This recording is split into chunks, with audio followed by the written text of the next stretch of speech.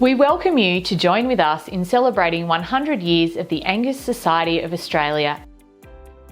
The Angus breed has a long and rich history within the Australian beef industry, from the time the first 8 animals arrived in Tasmania, Australia's most southern state, in January 1824, to now as we celebrate 100 years of the Angus Society of Australia, with over 125,000 females retained on the female inventory. While we celebrate 100 years of Angus Australia, the last 100 years has also seen Australian beef become synonymous with quality beef around the world. Australia is a country well renowned for beef production, and when people think of beef in Australia, they think of Angus beef. Angus is the dominant temperate breed in Australia, with Angus cattle playing a vital role in the beef industry in purebred and crossbred operations across this great continent, from the Australian high country and snowy mountains in the south to the vast cattle stations of subtropical North Queensland.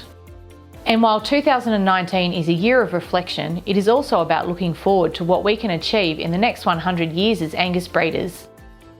As we have been travelling around Australia, we've caught up with a number of Angus breeders to ask them what they believe have been the biggest achievements by Angus breeders and Angus Australia throughout the last 100 years. Here's what they have to say. Well, certainly one of their biggest achievements is they were conceived to be a poor man's breed originally, and now they're absolutely the leading breed with a huge population of not only pure Angus but Angus infused cattle right throughout Australia in a number of different climates. They've got market acceptability right across the board, whether that's through the processing line or whether that's through live export. The demand is really unsurpassed. The Angus breed has really come to the forefront for eating quality and carcass quality and for producing easy care cows. The easy care cow factor, I think, is probably as much the driver behind Angus as anything else. They're great mothers, they're easy to rebreed, they finish for a varied wide range of different markets. So yeah, I think the Angus has really come to the forefront for those reasons. Angus Australia have made massive improvements, helped make massive improvements to the breed with some very good breeders.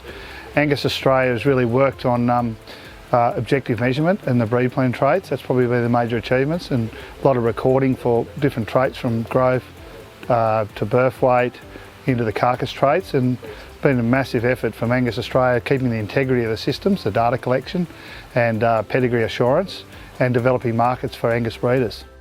The biggest achievements I see from the Angus breed would mainly be around the genetic improvement of the breed. You know, a lot of improvement in the carcass quality, coming from a pretty good base, but just the all-round improvement in marbling, eye muscle yield, the yield of the cattle, along with continuing improvement in growth and you know, low birth weight, mothering, maternal factors of the breed, which really put the breed in a very strong position in the industry.